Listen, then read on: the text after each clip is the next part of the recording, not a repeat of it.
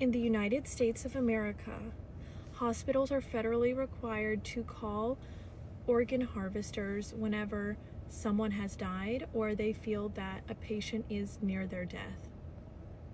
Hi, I'm Scarlett.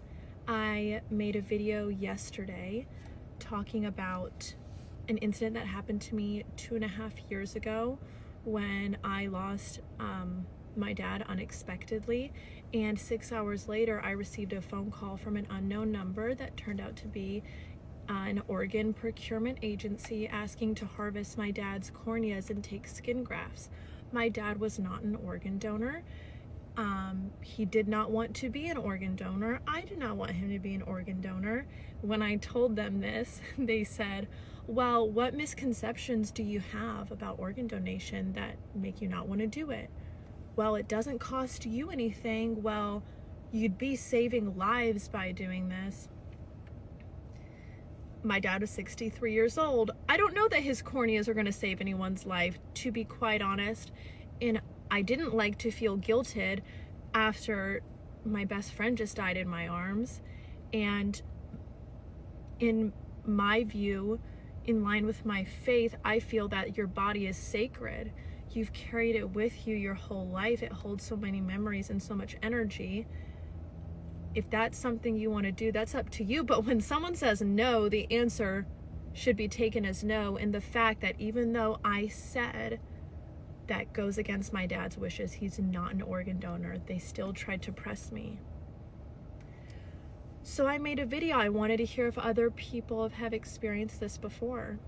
And after making the video, I did a deep dive online, and I found out, because I just really wanted to know who gave them my phone number. I didn't consent to that. And it turns out these hospitals, they are required by law, by federal law, to call their local organ procurement agency, called an OPO, when someone has died, usually within the first hour. And they are, or if the person is near death, which is actually, even if they feel that they're near death, which is actually even the scarier part, is somebody goes in, they feel that you're on your last stretch. They call these organizations. Not blaming the hospitals, they have to under federal law, but it kind of makes your skin crawl, right? And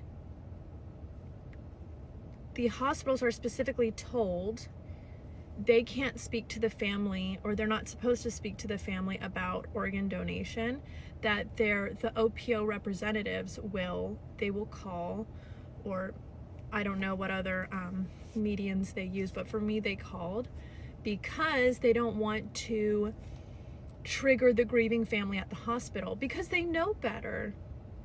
They know better than to have you face to face, right?